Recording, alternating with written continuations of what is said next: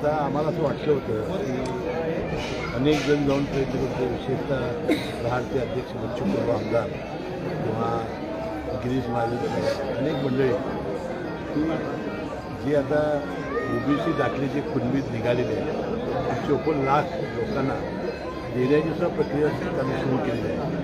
फक्त सगळे सोयरे याच्यामध्ये थोडं अडकलेलं होतं, त्यामध्ये बरंचसं समाधान करण्याचा प्रयत्न केलेला आहे. मला वाटते अजूनही समाधान त्याला व्हायला काही वेळ लागणार नाही. वास्तविक अशा पद्धतीने त्यांनी करू नये, कारण मुळातच मागच्या उपोषणामुळे त्यांची तब्येत बिघडलेली आहे. मला वाटते त्यांनी ती रिस्क घेऊ नये आणि मला वाटते शासन मराठा समाजाला आरक्षण देण्यासाठी कटिबद्ध आहे, त्यावर विश्वास ठेवा.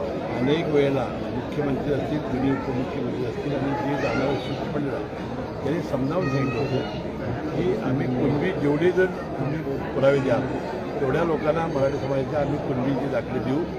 त्याशिवाय आपण ओबीसीचं आरक्षण कमी करून तुम्हाला आरक्षण देता येणार नाही ही भावना सातत्याने प्रकट केलेली आहे. आणि मराठा समाजाला आरक्षण देण्यासाठी मला वाटतं एक आठवडाभरात पूर्णपणानं आता सर्वेक्षण होणार आहे आणि आपल्याला मराठा समाज मागास करण्यासाठी आता जी भोसले समिती आपण नेमलेली आहे त्यांचं बरंचसं मोठं काम होऊ नये म्हणजे माझं उपोषण यासाठी टॅप केलेलं आहे. असं कोणी टॅप केलं तरी हे करावं ना की मराठा आरक्षण एक आठवड्याच्या आत आपण समाज आरक्षण करण्यासाठी पूर्णपणानं सर्व स्तरावर आपण त्याचं सर्वेक्षण सुरू केलेलं आहे आणि आठवड्यात पूर्ण झाल्यानंतर मराठा समाज आपण मागासवर्गीय ठेवू, विशेष अधिवेशन म्हणून मराठा समाजाला आरक्षण देण्याची भूमिका सरकारची आहे.